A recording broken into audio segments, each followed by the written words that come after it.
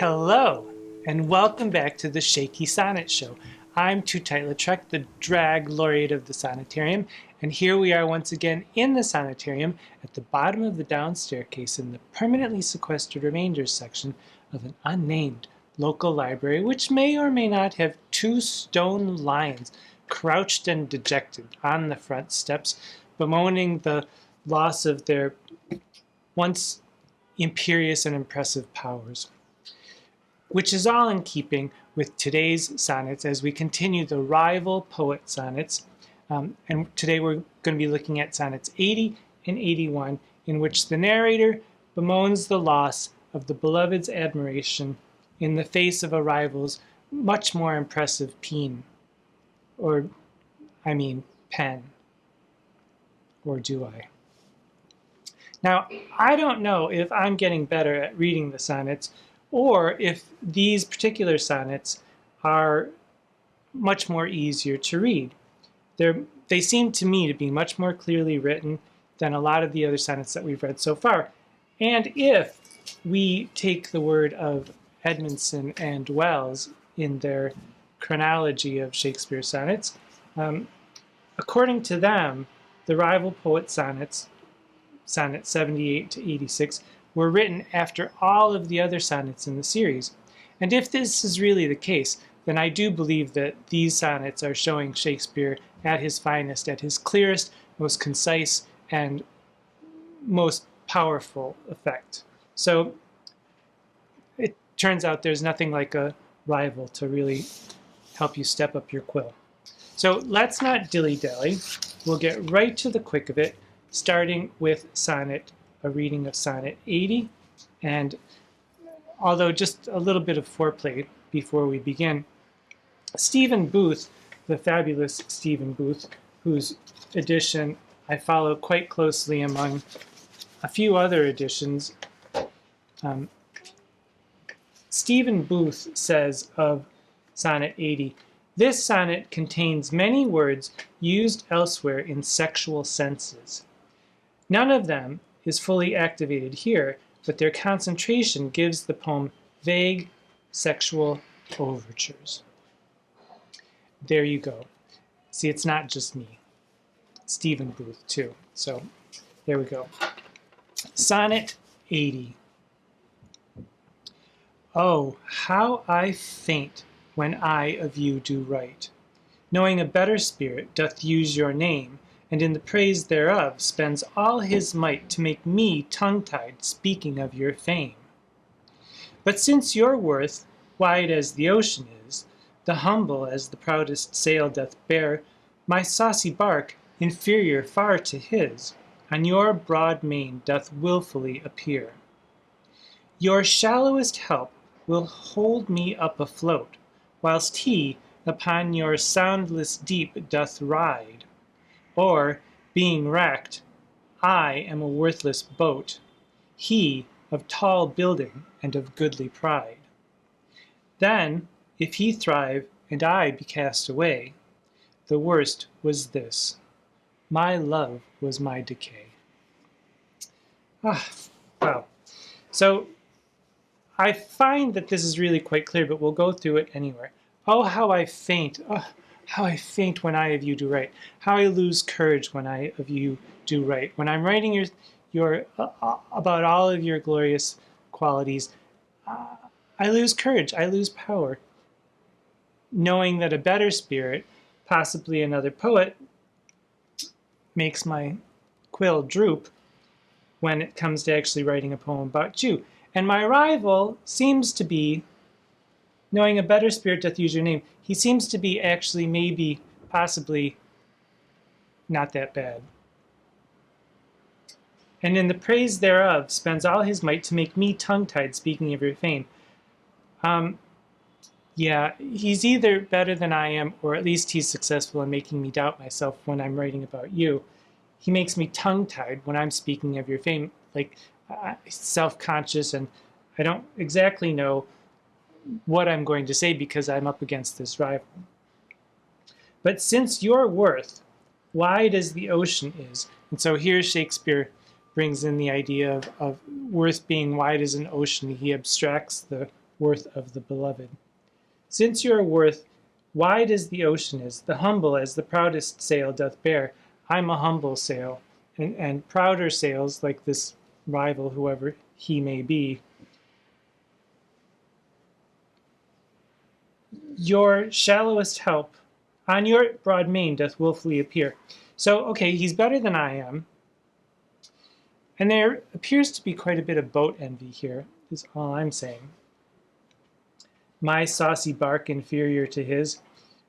At least I'm saucy, even if I'm not huge. It's the motion in the ocean, not the size of the prize, that counts, apparently. And in quatrain 3, your shallowest help will hold me up afloat, whilst he upon your soundless steep doth ride. Or being wrecked, I am a worthless boat, he of tall building and of goodly pride. So, while he of tall building and of girthy, I mean goodly pride, and we know pride can mean a lot of things, while he's riding your soundless deep, all you have to do is give me one little bit of shallow help to keep me afloat, just one teeny tiny little piece of help, like throw me an oar or a chip of wood that floats to keep me afloat. Anything you do will help me, because I'm just a saucy little boat while your big huge man of tall boat and goodly pride is riding your soundless steep. Then we get to the couplet. Then if he thrive and I be cast away, the worst was this, my love was my decay. So if you dump me for Mr. Big Boat, it'll be even worse, knowing that my love was my decay. And here, I do have to wonder about what love could mean. My love was my decay, meaning you were my decay. My love was my decay, meaning my sexual performance was my decay. My love was my decay, meaning maybe there's sexually transmitted disease somewhere. I don't really know. Who knows? In Shakespeare's time, they weren't the cleanest of people, is all I'm saying. My love was my decay. Perhaps his pen couldn't stand up to the task. Or my love, my actual love of you, was my decay, my blind love of you. I loved you, you went off and found someone else. Makes it all the worse knowing that that was what sunk me. So in the quarto version, there are a lot of parenthetical things, but also what's more interesting is in this couplet, then if he thrive and I be cast away, the worst was this, my love was my decay. Now, while looking through the other editors who have talked about this, I was looking through, of course, Heider Edward Rollins, who had done the Variorum of Shakespeare's sonnets, and he notes that a scholar named Brooke, in a 1936 edition, said, "It is tempting to believe that the capitalized if," because in the quarto the if was capitalized, it's tempting to believe that the capitalized if indicated the author's emphasis, to which Rollins dryly adds in a parenthetical comment of his own, temptation should be resisted.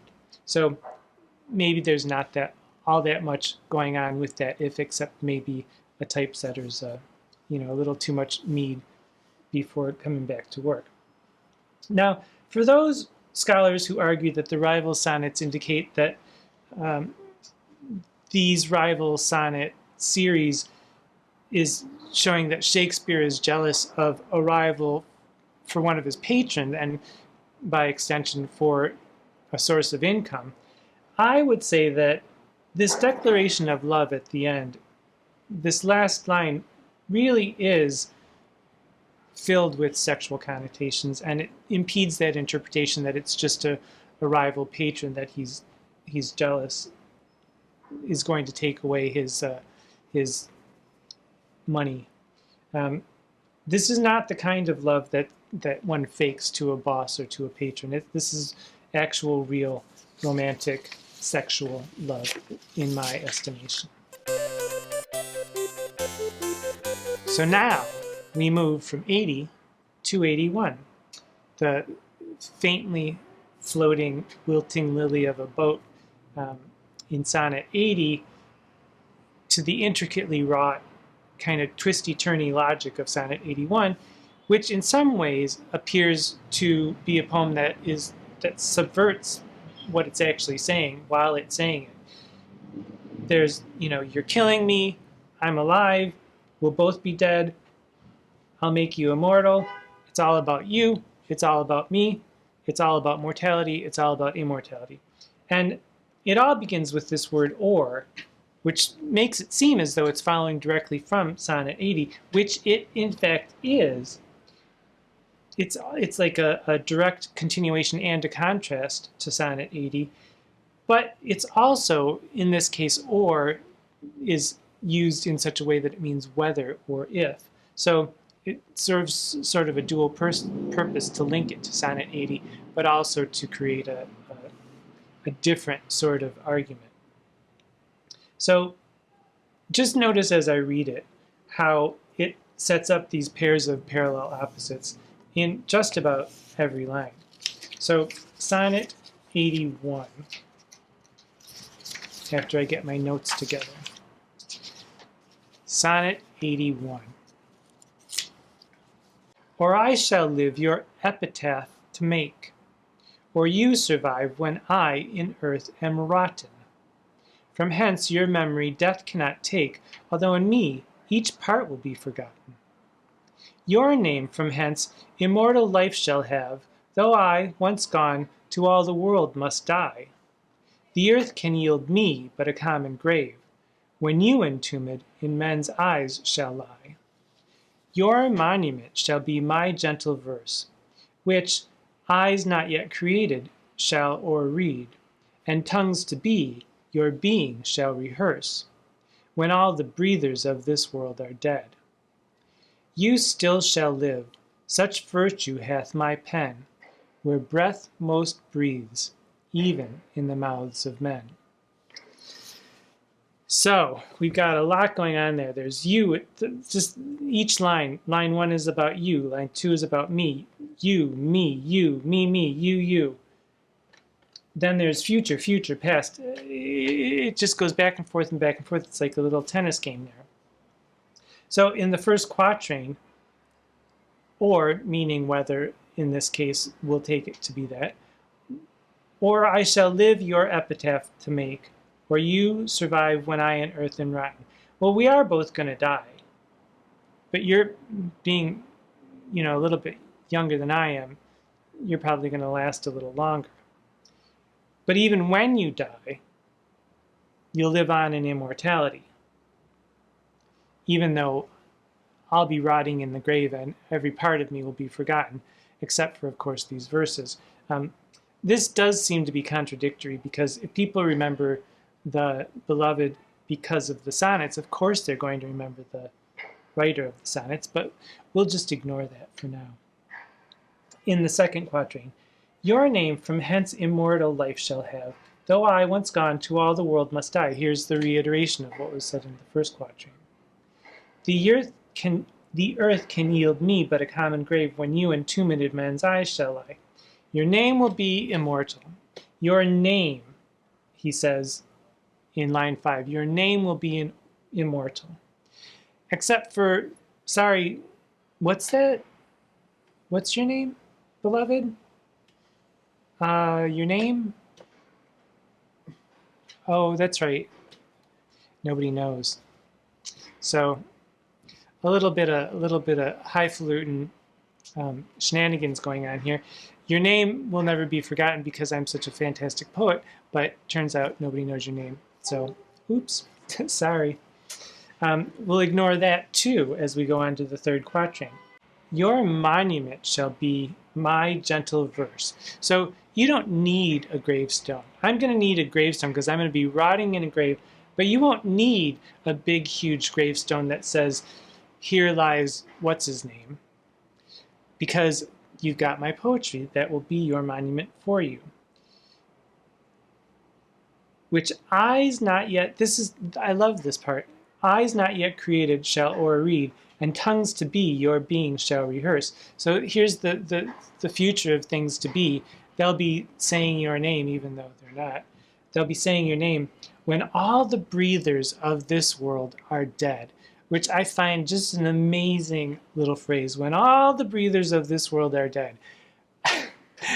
It's just incredible. But it also sets up the couplet, which we get to: when all the breathers of the world are dead, you still shall live. Such virtue hath my pen, where breath most breathes, even in the mouths of men. So, where breath most breathes.